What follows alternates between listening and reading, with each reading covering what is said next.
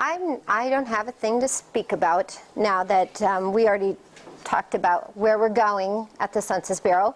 I'm going to kind of toggle. When I'm in Montana, I never know if I have connectivity or not.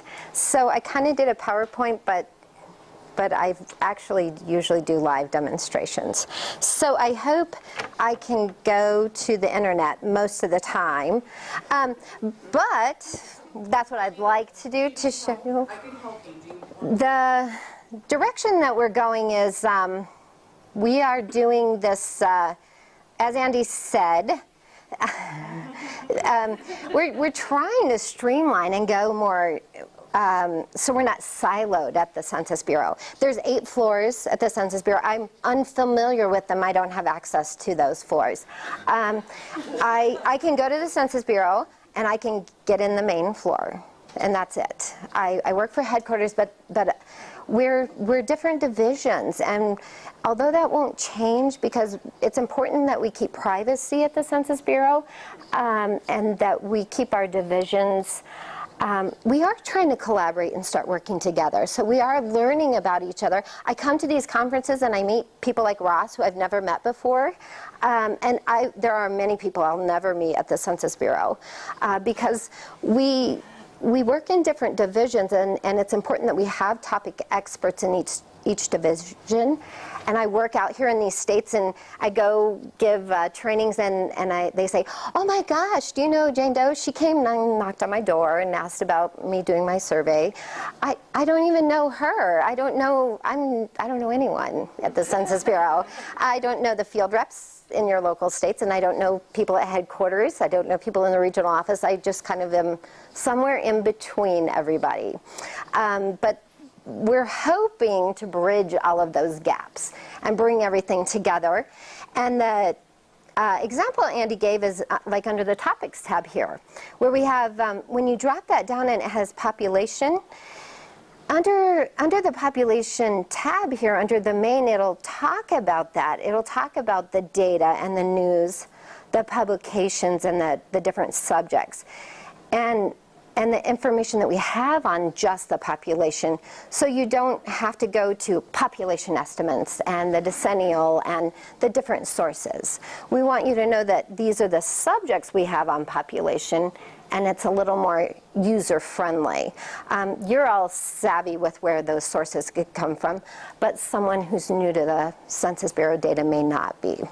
So that's the goal that we're striving to go to, is that we're driven towards the subjects that people may be interested in using, and get to those topics a little easier. And all of the subjects will start in the blue banner, and if the web pages haven't gotten there, then we'll go in that direction to get to those subjects. And has geography gotten to that yet? The geography main page, I think, is here, but I'm not sure if all of the tabs have gotten there. A lot of you GIS users would probably know where those are, so you can get to those topics and subjects for those main pages. This will always still get you back to the main page if you click on the Census Bureau icon, and I am hoping that we keep this logo for branding purposes. Everyone always knows have a Coke and a smile and different logos. I want us to keep our logo. I hope we keep this decennial and through the others. We haven't always done that. A couple of the new tools that we have now that we'll probably, hopefully keep instead of just wiping all of them and including Fact Finder is QuickFacts is new. Does anyone ever use QuickFacts here? Is it helpful? Useful? Do you? Okay, so for those that don't use QuickFacts, we've had some modifications on it. So like for example, when I'm going to go speak, I go look at QuickFacts and say something relative about Montana that's funny, that's new, that maybe it's a good source for me to try to make something that personalizes. Oh, good. I like QuickFacts. I like QuickFacts because it is just that. The problem with QuickFacts for a lot of Montana, and then unfortunately will be for some of the new CDPs is the threshold. The threshold has to be a population of 5,000. But if it meets that population threshold, it's a great resource.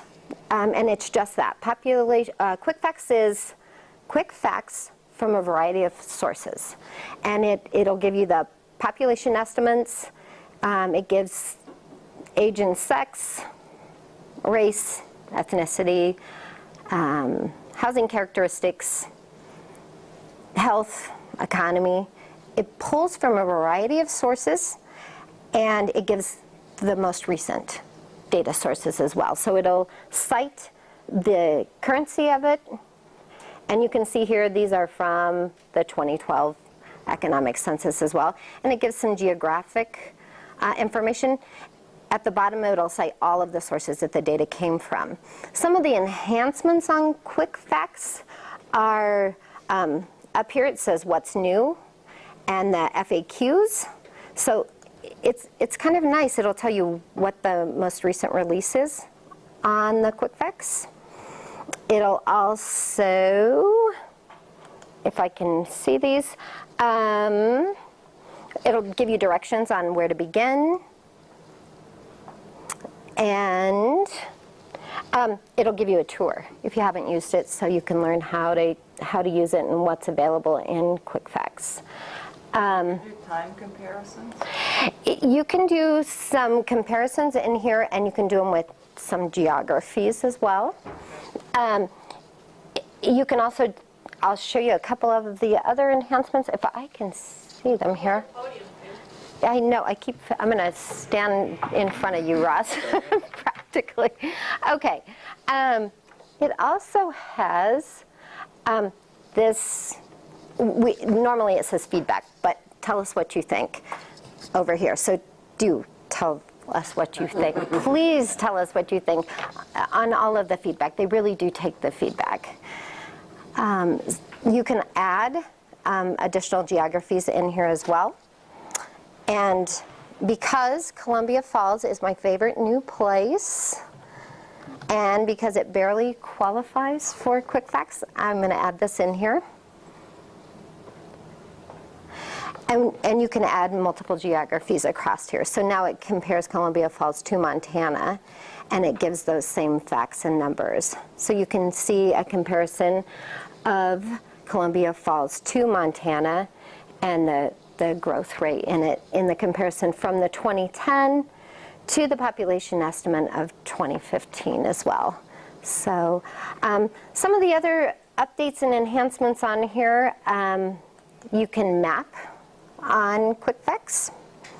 So since I put a place level on here, it has other places on the map as well, and you can hover over those and get the first piece of information that's listed in there, or you can change the fact to any of the facts that are in here. So if we wanted to see, veterans comes up every time I'm up here. So you can get the quick facts about any of those subjects as well for place levels. You can also chart. So that showed up in that upper right-hand corner? Yes. Mm-hmm. And so you can chart, and it gives you the place level, including those CDPs that qualify for the 5,000 as well.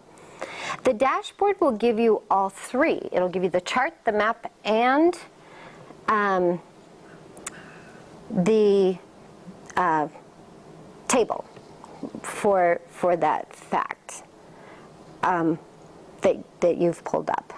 So it's kind of a nice way if you need to have a fact or prove something. The other nice addition to Quick Facts is this More feature. You can print those if you like paper, which you might because of the lumber industry up here.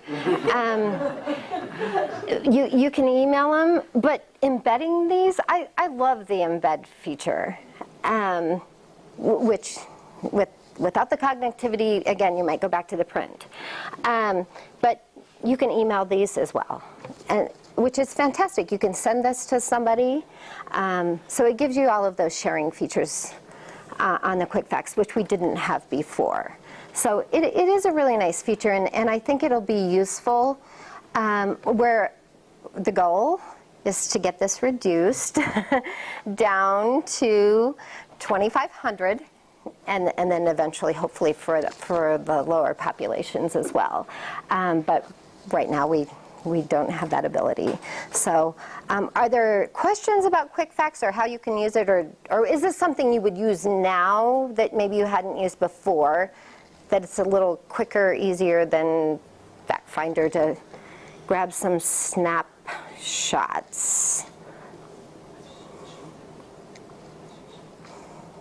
No, yes? Maybe? Yeah? Okay. So when you embed that full dashboard? Yep, it embeds whatever you have in here. So yeah, if you just have it on the map, if you have it on the chart, it embeds whatever you have up. Correct. That is true. And you can enlarge each of them as well, each of the features as well. And if that's what you want, that's what you're embedding as well. So, okay. If there aren't any other questions, I am going to go to to another feature that do any of you use the, I think Amy is her name, uses LED or QWI information. So down here at the bottom in the mega footer, we have the local employment dynamics. Do you guys use this? Does anybody go to this page? I do. Mary does. Okay, so LED is something that we're in the process of working, and I'll be honest with you, it doesn't always work because we're still loading information in LED. But yesterday, we had the quarterly workforce indicators come available in the API. Does everyone use API or just Mary's staff? If you do not use APIs, I would recommend starting to use APIs. They're on the Census website under data. Under the data tab, we have a section about APIs here. And I would recommend going through the API and understanding it. It will take some time to go through APIs, and you'll be sent a key to load APIs and go through the process of them. Once you learn how to use APIs and go through the process of developing them, it will be well worth it. It may take you a week, it may take you a month, it may take you 2 hours to do, but it will be well worth learning how to do the APIs.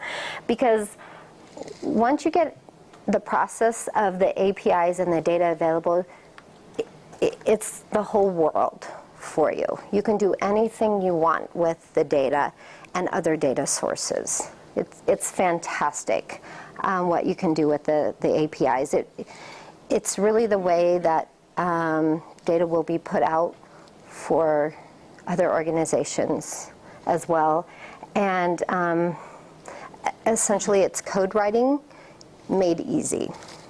So it's a great format, and I believe you only have to have, what, JavaScript or something very easy, which most people do have. So something very, very easy to get to. Anyway, we'll go back over here to the local employment dynamics. So the local employment dynamics come out, and we have right now a few different tools. Have you used On the Map or On the Map for Emergency Management, other than Ross and Andy and Mary? So On the Map, these are some. On the Map might not be as relevant for you because of it's used for flow of traffic. A lot of times where people commuting to and from. I do show On the Map for Emergency Management to the congressional staff when I train for them. It's something that we do when there's an emergency. We collaborate with FEMA, and when there's perhaps a forest fire. Once FEMA declares an emergency, we can, the emergency number goes in here. We can click on the map. It is updated every 24 hours, the disaster. It talks about in the disaster the population affected. And if that fire is growing every 24 hours, we provide the information, characteristics from ACS, and then the workforce information is loaded in here. What we do with this data is then we can tell what needs to happen in that area to help the potential workers or the victims, whether it's where they live or where they're working. So maybe my home wasn't affected, but my workplace was. We see 10 buildings are gone, but we don't know what was affected, what industries were impacted, what losses are we going to have in those industries. So we can look at the impact of those areas by the characteristics from the 5-year ACS, and it goes down to the track levels. So we can look at those information. So if it's a fire and it's growing, every 24 hours they add each of those track levels. And we can look at it by the workforce that's impacted, or the, so where they're working or where they're living on either side of it.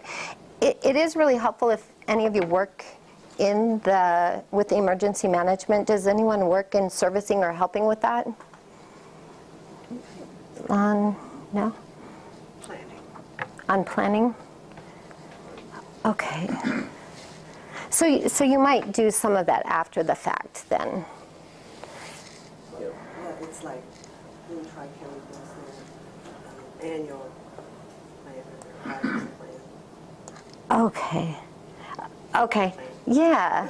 So what happened with this is we would get calls from emergency personnel, and they would say, hey, we see these 10 buildings are gone, what happened? You know, we don't know who was affected, or what language was spoken, or what people live in that area. Evacuations, how many handicapped people are in the Exactly. area? That's a real important one.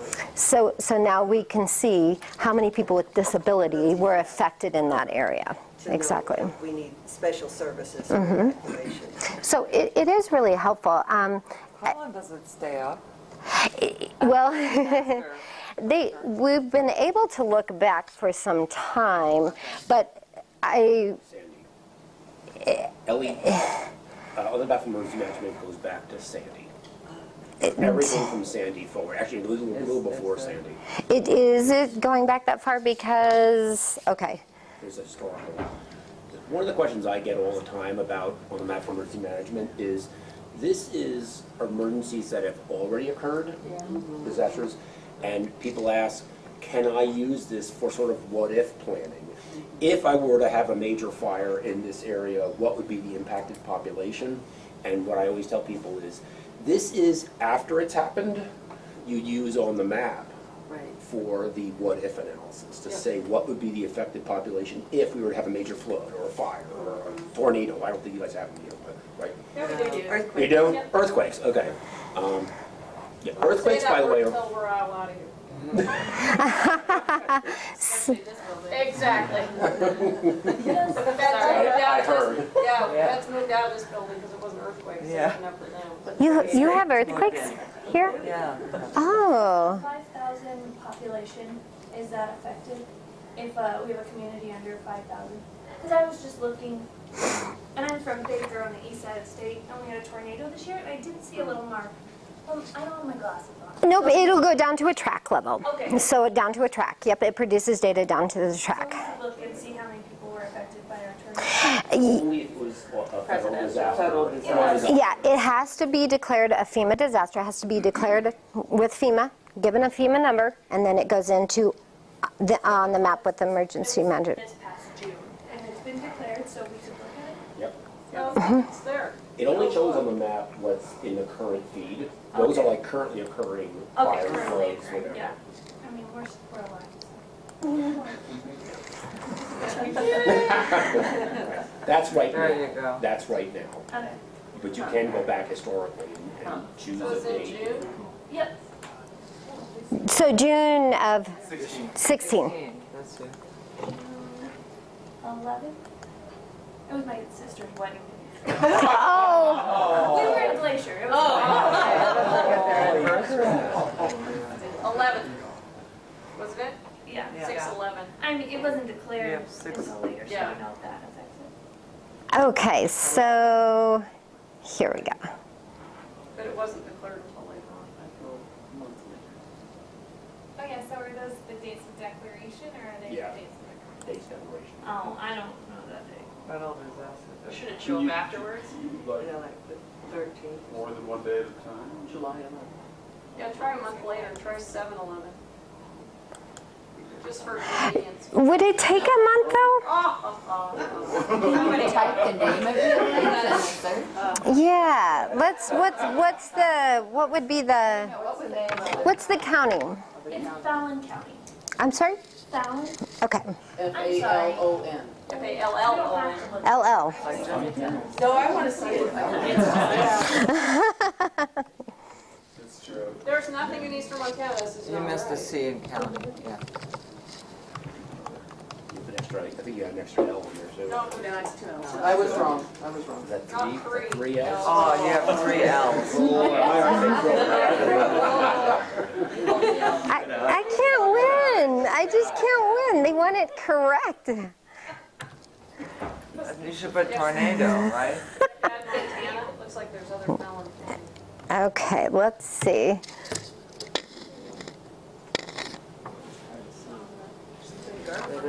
Flooding. Is the search going?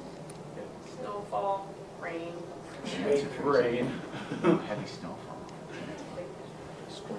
This is Baker. Yeah, DR Baker 4270. There you go.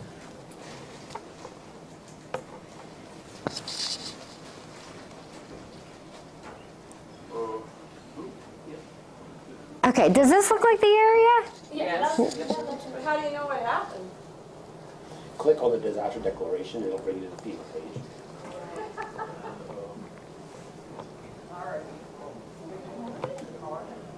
How are you?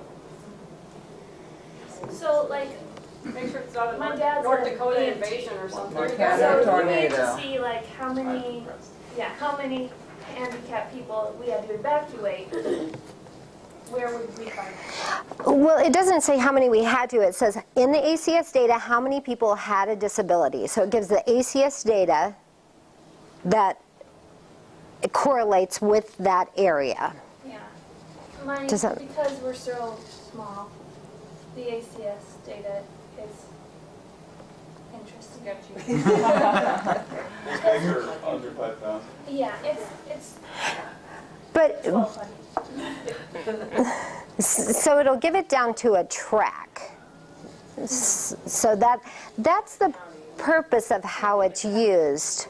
Whether the margin of error is high or not is not necessarily relevant to us. We still give it to everybody.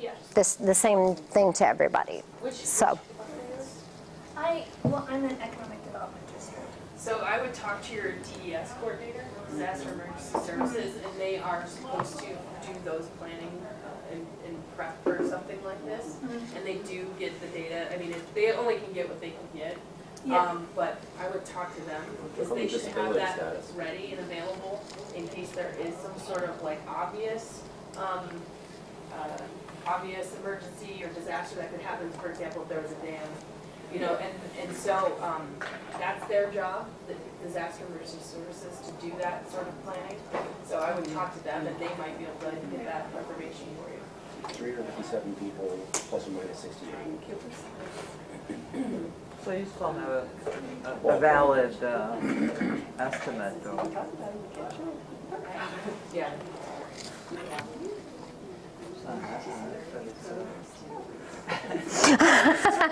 So just know that it's there, that the emergency management on the map is there. I didn't know that you all hadn't used that before. It's not a new tool to us, but it does get updated with the ACS. It takes a little longer for them to put the ACS data in this one. It doesn't come out right away with the most recent ACS data. So, okay.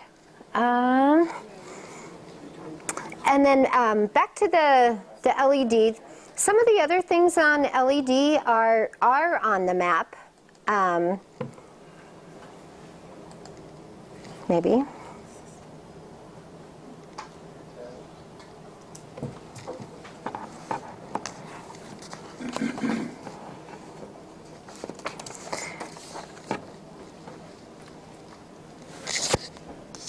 So, and other than Mary, wait, who's not here? Joe, do you use on the map, or is it relevant for you I guys? actually have a point of question on the map. I'm not sure if you're about construction workers. Oh, that's, okay. Thank you, Joe, for bringing that up, because, okay, I'm not going to go a lot more into LED for a couple of reasons. I'm going to tell you a few things. We do have LED data, and this website has a lot of changes coming. For example, yesterday we just had the quarterly workforce indicators available in the Census API. So that's a new. We just had that available yesterday. So you can put that, which, have you tried it yet? It just came out yesterday. Yay! But one tool that you can use right now that is functioning, everything else is kind of in a beta format right now. One of them is a job-to-job flow. Amy was talking about getting a job and going to school. Job-to-job flow is something that we're studying where were you employed, what jobs are you transitioning to, companies are you going to based on job experience. So we've done some national level studies and had some things and reports come out. We do have a beta format that you can do right now in an FTP format, but it's only in beta. It's not available in the format yet. Did Erlene tell you when it's coming out yet? So the data set is there right now. For you to use the job-to-job flows data set In the different local areas, you'd have to pull the data down yourself and then manipulate it in Excel or whatever. The tool should be going live by the end of this month, end of September, is when they're talking about having the first actual release of The tool. which will allow you to say, okay, Andy Haight used to work for this company. I was unemployed, didn't have any job for 3 months, and then I started working for a different company, a different industry. Those flows of employment from industry and geography are exactly what's available in here. That comes from the IRS. So again, it's kind of what I was mentioning yesterday. They pulled from the states the employer UI records that associate me and my social security number with the job that I have, with the business that I work for. They then mash up that data with the demographic data that we have, that are tied to my social security number, the Census Bureau. So now they know about me, Andy, the human being, where I live, where I work.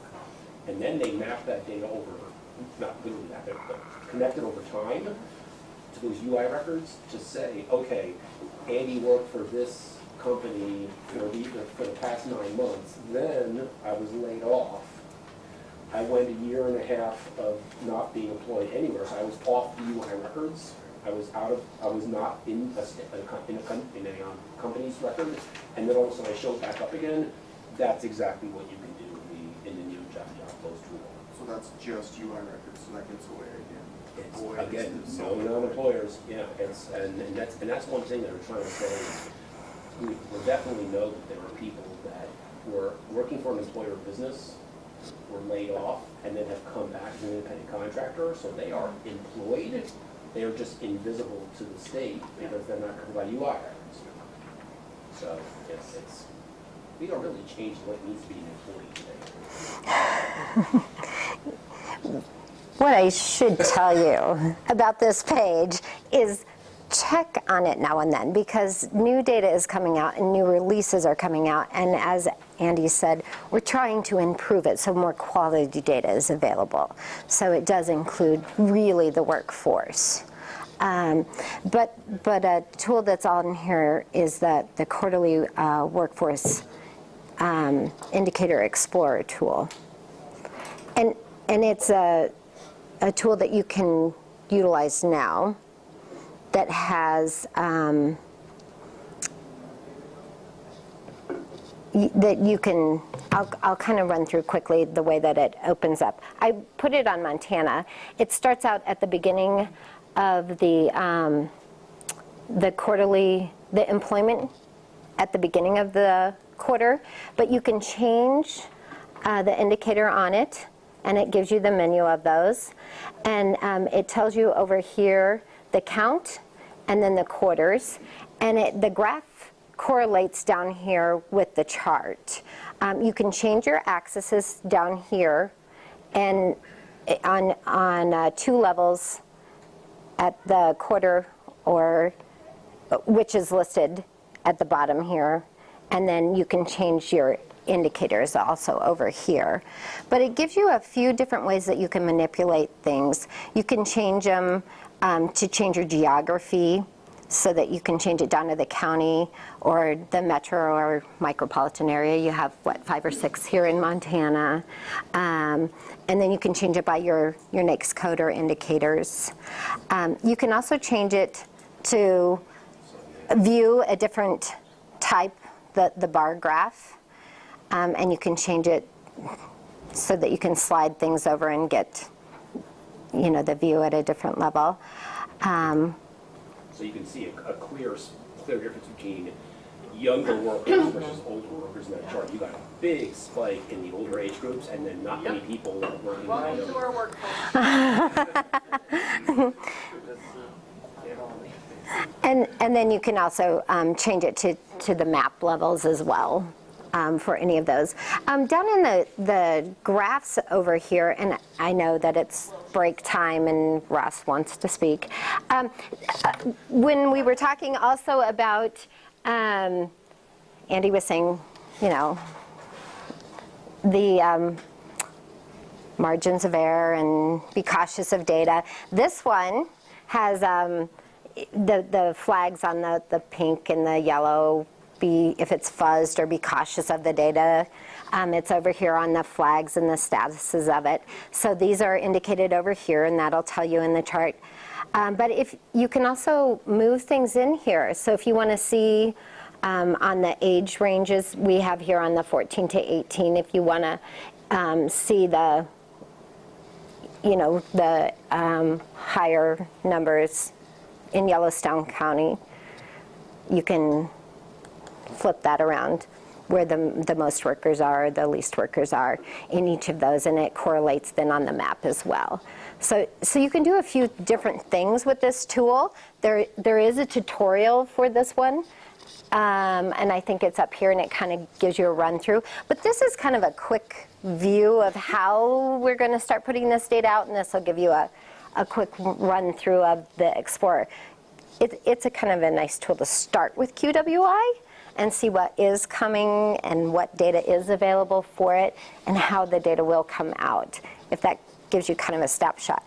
I should have started with this one rather than on the map and with the emergency. But I do want to really quick, before we go on break, tell you about the CEIC, where we are going with the data that Andy already told you about. So there's probably nothing to tell you about because I don't have a picture of the tool or anything. But the idea is that we do mash the data into a single tool, and that we do put it into, we have done some beta testing, and we do work with the state data centers. And we test things out, and we try what is going to work. And so we've gone through phase 1 of putting information in, and then we give feedback. Hey, did this work? And is this the best way to search by topics and geographies? The vision is that we look at it from the consumer's standpoint. How is the user going to use the data and not from the program side of it. So we do want to centralize the data and standardize it so that it is easier for the consumer to get to the data. We want your feedback. So please click on those feedback. If every chance you get, tell us how bad something is. We're not offended at all. Tell us. Don't just tell us how bad the margin of error is. Tell us about the function of the tool. Tell us what could be improved and what would be better for you and how you would like things aggravated.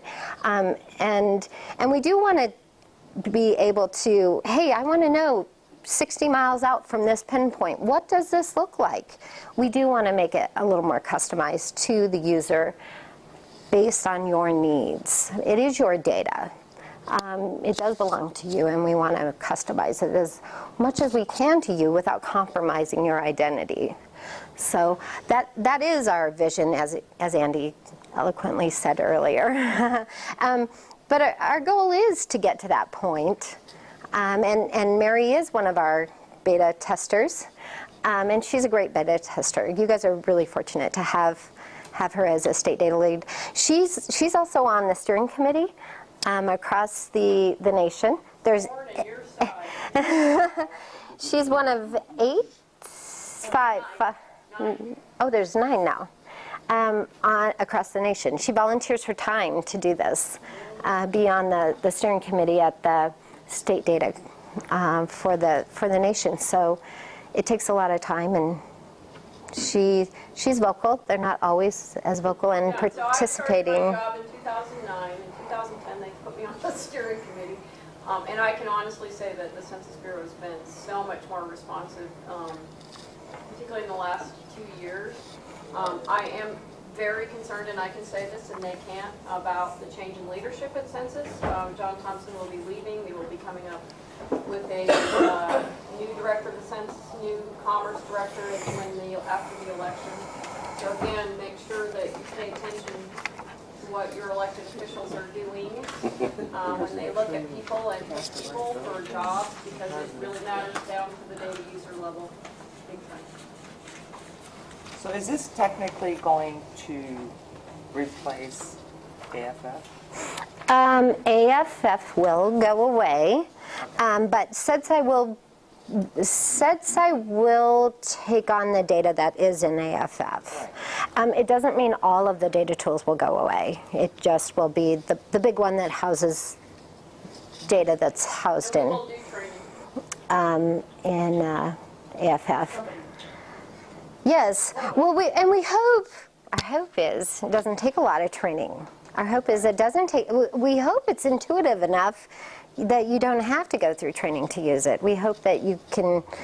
I want it to be a kind of osmosis. You think it and it just appears. But since we don't get to that, type it in and it comes up with what you want. So, are there questions about where we're going? I know Andy answered a lot of those, but No. I think we're going to take a break, and then is 15 minutes still okay with you and Ross? And then if you guys want to come back maybe at 10:25, is that all right still? Then Ross is going to speak about some fabulous things on the 2020, and then Mary's going to speak some more about the 2020. So. Thank you. Yeah. Well, that was kind of convoluted, but we're getting there.